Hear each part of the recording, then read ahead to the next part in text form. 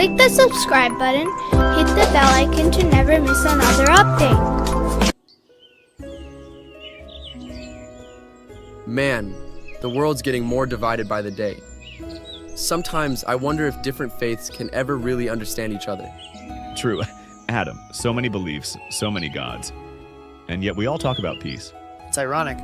Everyone claims to follow the truth, but we just end up arguing. Maybe faith is just outdated. Or maybe we've forgotten how to truly talk, like the real scholars used to. Have any of you heard of Imam Ali Raza? The Shia Imam, right?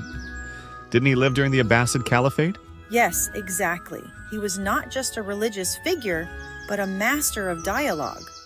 When Caliph Mamun brought scholars from all faiths to challenge him, Imam Ridha debated them all with unmatched grace and knowledge. Really? Like who?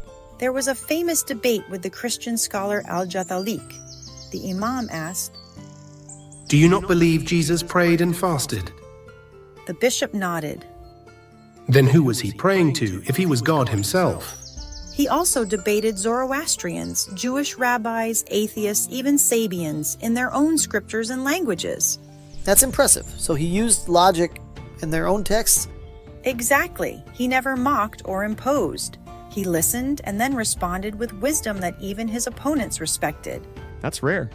Most people just defend their side like a wall. So, did people actually convert? Many did. But more importantly, they left with admiration, even if they didn't agree. That's the essence of true interfaith dialogue. You know, I always thought faith was about blind belief, but this Imam sounds like he welcomed questions. I think we've misunderstood Islam. If there are people like Imam Ridha in its roots, maybe it's worth exploring. Same here. This is the kind of spirituality I respect. Not just rituals, but reason and heart. Truth stands out when it's given the space to speak. Imam Ridha's legacy reminds us that wisdom transcends labels. Imam Ridha didn't win debates to humiliate. He shared truth to heal minds and open hearts. Even today, his legacy calls us to seek knowledge, ask questions, and walk the path of reason and faith together.